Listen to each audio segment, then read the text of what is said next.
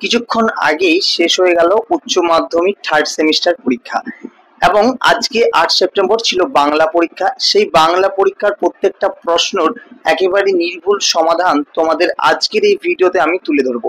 কাজেই যারা উচ্চ মাধ্যমিক থার্ড সেমিস্টার পরীক্ষা দিয়ে এলে তারা অবশ্যই প্রত্যেকটা প্রশ্নের উত্তর সঠিকভাবে একটু মিলিয়ে নাও। প্রথমেই দেখবে তোমাদের প্রশ্ন আছে, তোমরা জানো যে তোমাদের সম্পূর্ণ নম্বর আছে 40, প্রত্যেকটা 1 নম্বর করে আছে এবং তোমাদের ওএমআর সিটে কিন্তু এটা করতে হয়, সেটা তোমরা দেখে এসছো পরীক্ষা হলে। এবার উত্তরগুলো একটু মিলিয়ে নাও। তোমরা প্রশ্নপত্রটি খুলবে এবং খোলার পর প্রত্যেকটা প্রশ্নের উত্তর মিলিয়ে নেবে। আমি একের পর এক বলে বলে যাচ্ছি। দেখবে 1 নম্বর প্রশ্ন যেখানে দেওয়া আছে কবিরের ধর্ম ছিল ড্যাশ। 4টি অপশন আছে। গান, অপশন এ তে আছে গান, অপশন বি তে আছে না থামা কখনো, অপশন সি তে আছে সত্যের বয়ান, অপশন ডি তে আছে দিগন্ত পেরোনো। তো এটার সঠিক উত্তর যেটা হবে সেটা হয়ে যাবে অপশন সি হবে তোমাদের সত্যের বয়ান। 2 নম্বর প্রশ্ন তোমরা দেখবে, তোমাদের প্রশ্নপত্রটি খুলে নাও কিন্তু, ঠিক আছে? কারণ আমি এখানে প্রশ্নপত্রটি নয়, শুধুমাত্র প্রশ্নটি এবং সঠিক উত্তরটি তুলে ধরেছি। তো তোমরা প্রশ্নপত্রটি খুলে দেখে নাও, সুবিধা হবে। 2 নম্বর প্রশ্নে বলেছে শূন্যস্থান পূরণের জন্য সঠিক বিকল্পটি বেছে নাও। শানিত ইস্পাত খণ্ড অভঙ্গুর নাম ড্যাশ। 4টি অপশন। অপশন এ ভালোবাসা, অপশন বি বিশ্বাস, অপশন সি শিরস্ত্রাণ, অপশন ডি বলা হচ্ছে কিবোজ কুণ্ডল। তো এটা সঠিক উত্তর হবে দুয়েরটা ভালোবাসা, যেটা রয়েছে অপশন এ তে। 3 নম্বর প্রশ্নে বলা হচ্ছে নিশ্চিত পৌঁছবো সেই ড্যাশ খরজুরের দ্বীপে। এখানেও 4টি অপশন রয়েছে। ছায়াময়, ঠিক আছে, অপশন এ তে আছে ছায়াময়, অপশন বি এ কি আছে বোঝা যাচ্ছে না কারণ এখানে নম্বরটা তোমাদের দিয়ে দিয়েছে, অপশন সি তে আছে তৃষ্ণাহর, অপশন ডি তে আছে অনির্বচনীয়। তো এটা সঠিক উত্তর হবে 3এরটা উত্তর হবে তৃষ্ণহর। 4 নম্বর প্রশ্নে, আচ্ছা আমি অপশনগুলো প্রত্যেকটা বলছি না, ঠিক আছে, আমি প্রত্যেকটা প্রশ্নের উত্তরগুলো তোমাদের বলে দিচ্ছি আমি যেমনটা সাজিয়ে রেখেছি। 4 নম্বর প্রশ্নে বলেছে যারা এসেছেন তারা সকলেই সাধারণ লোকের ভাষার সাধারণ শিক্ষাকে দিয়েছেন। উত্তর হবে লোকহিতায়। 5 নম্বর প্রশ্ন দূরপত মারি আইকে ভোগের সঙ্গে দিত। উত্তর হবে নারকেল। 6 নম্বর প্রশ্ন প্রত্যেক বর্গের পঞ্চম ধ্বনিগুলিকে বলে। উত্তর হবে নাসিক্য ধ্বনি। 7 নম্বর প্রশ্ন স্টাইল হলো ব্যাকরণের সম্ভাবনার বিশেষ। উত্তর হবে নিষ্কাশন। 8 নম্বর প্রশ্ন সংস্কৃত শব্দটি কটি ব্যঞ্জনধ্বনির সমাবেশে গুচ্ছিত হয়েছে। উত্তর হবে 4টি। 9 নম্বর প্রশ্ন যেটা আমি সাজেশনে দিয়েছিলাম খণ্ডধ্বনির নাম কি। উত্তর হবে বিভাজ্য ধ্বনি। 10 নম্বর প্রশ্ন বাংলায় 2টি ব্যঞ্জন ধ্বনির সমাবেশে তৈরি গুচ্ছধ্বনির সংখ্যা ড্যাশ। এটা আমি সাজেশনে দিয়েছিলাম। উত্তর হবে 200টির বেশি। 11 নম্বর প্রশ্ন দিয়েছে দেখো আমরা আমাদের চার হাত চার এক যুজবই। উত্তরটা হবে চোখে, ঠিক আছে, উত্তরটা চোখে হবে। 12 নম্বর প্রশ্নতে ছিল তোমাদের বাংলা ভাষায় অর্ধ স্বরধ্বনির সংখ্যা। এটা আমি সাজেশনে দিয়েছিলাম। উত্তর হবে 4টি। 13 নম্বর প্রশ্ন রবীন্দ্রনাথ হিন্দি গানের সুর নিয়ে মোট রচনা করেছেন। উত্তর হবে 77টি ধ্রুপদ। 14 নম্বর প্রশ্ন ক্রম অনুযায়ী বাক্যের পুনর্বিন্যাস করো, ঠিক আছে। তো এখানে পুরো সঠিক উত্তরটা দিয়ে দিয়েছি দেখো। 1 সাথে 1 নম্বর যেটা হবে যে ডালপালা প্রভৃতি মামুলি খাদ্য শেষ হইলে মুখোপাধ্যায় মহাশয় সহস্তে মুঠা মুঠা করিয়া সেই রসগোল্লা হস্তিনীকে খাওয়ালেন। এটা হবে। 2 নম্বরে হবে আদরণীকে ফিরিতে দেখিয়া বাড়িতে আনন্দ কোলাহল পড়িয়া গেল। আর 3এরটা হবে আজ আর বৃদ্ধ তাহার কাছে গিয়া বিদায় সম্ভাষণ করিতে পারিলেন না। আর 4এরটা হবে আদরিণী সেই নবজল ধর বর্ণ বিশাল দেহখানি অম্রবনের ভিতরে পতিত রইয়াছে তাহা আজ নিশ্চল নিষ্পন্দ। এইটা হবে তোমাদের সঠিক উত্তর। 15 নম্বরটা বলেছে সত্য মিথ্যা নির্ণয়। তো দেখো প্রথমে যেটা আছে আমাদের ভাষা সংস্কৃত গদাই প্রস্করি চাল, ওই এক চাল নকল করে এটা তোমার অসঙ্গত অস্বাভাবিক হয়ে যাচ্ছে, এটা সত্য হবে। 2 নম্বর দেখো কোন জেলায় ভাষা সংস্কৃতির বেশি নিকট সে কথাই হচ্ছে, এটা সত্য হবে। 3 নম্বরে বলেছিল সমস্ত দেশের যাতে কল্যাণ সেটা তোমার গ্রাম্য জেলা বা গ্রামের প্রাধান্যটি মনে রাখতে হবে, এটা মিথ্যা হবে। আর 4এরটা হচ্ছে এগুলো শোধরাবার লক্ষণ এখন হচ্ছে, এখন ক্রমে বুঝিবে যে যেটা ভাবহীন প্রাণহীন সে ভাষা, সে শিল্প, সে সঙ্গীত কোনো কাজের নয়, এটা সত্য হবে। তার মানে সর্বমোট প্রথম দুটো সত্য, তারপরে মিথ্যা, তারপরটা সত্য।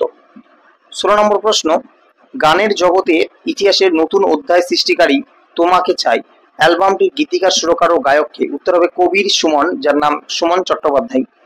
17 নম্বর প্রশ্ন, ইনস্টিটিউট অব নিউক্লিয়ার ফিজিক্স গড়ে তোলেন কে? উত্তর হবে মেঘনাথ সাহা, যিনি ছিলেন বাঙালির একজন বিজ্ঞানী। 18 নম্বর প্রশ্ন, বেটন কাপ ভারতে কোন খেলার সঙ্গে যুক্ত একটি টুর্নামেন্ট? উত্তর হবে হকি। 19 নম্বর প্রশ্ন, আদর যাও মা মেলা দেখে এসো কোথায়? বামুনহাটে। উত্তরটা হবে বামুনহাটে। 20 নম্বর প্রশ্ন, অত্যাচারিত গরিব লোকের মোকদ্দমায় তিনি কত সময় বিনা ফিসে এমনকি নিজে অর্থব্যয় পর্যন্ত করিয়া চালাইয়া দিয়েছেন? উৎপীড়িত। উত্তরটা হবে উৎপীড়িত। 21 নম্বর প্রশ্ন, জরিমানা মকুবের জন্য মুক্তার মহাশয় কত টাকা ব্যয় করেছিলেন? উত্তর হবে 1700 টাকা। এরপর যে প্রশ্নগুলি রয়েছে, 22 নম্বর প্রশ্ন, আদরিণী মারা যাওয়ার পর মুখোপাধ্যায় মহাশয় কতদিন জীবিত ছিলেন? উত্তর হবে 2 মাস। 23 নম্বর, আদালত অবমাননার জন্য মুক্তার মহাশয়ের জরিমানা হয়েছিল? উত্তর হবে 5 টাকা। 24 নম্বর প্রশ্ন, জয়রাম মুখোপাধ্যায়ের কত টাকা দিয়ে হস্তিনী কিনেছিলেন? উত্তর হবে 2000 টাকা। 25 নম্বর প্রশ্ন, ধর্ম কবিতাটির মূল গ্রন্থ নাম কি? উত্তর হবে অন্ধকার লেখাগুচ্ছ। 26 নম্বর প্রশ্ন, স্তম্ভ মিলিয়ে সঠিকটি নির্বাচন করো।